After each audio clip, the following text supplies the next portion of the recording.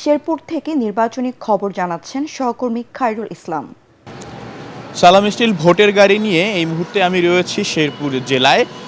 এই জেলায় মোট নির্বাচনী আসন রয়েছে ৩টি এবং সেখানে ভোটার রয়েছে প্রায় ১৪ লাখের মতো ভোটার।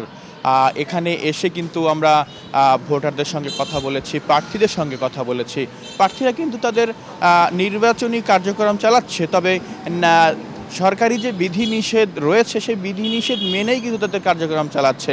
এবং নির্বাচনী আমেজের কথা যদি বলি, এখন পর্যন্ত কিন্তু এখানে নির্বাচনী আমেজ শুরু হয়নি, কারণ গত দুদিন আমরা এই জেলাতে ছিলাম এবং এখানকার যে আসনগুলো রয়েছে সেই আসনগুলোতে ঘুরেছি। কোনো আসনেই কিন্তু আমরা নির্বাচনীর আমেজ সেভাবে দেখতে পাইনি।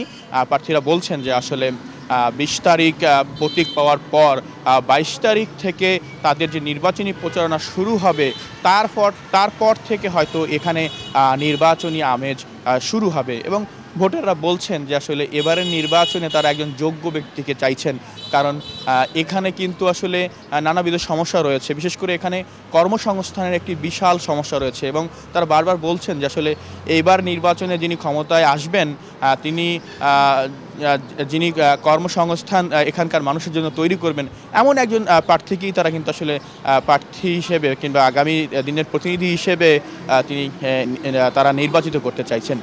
সালাম স্টিল ভোটের গাড়ি নিয়ে এই ছিল আমার কাছ থেকে সর্বশেষ খবর।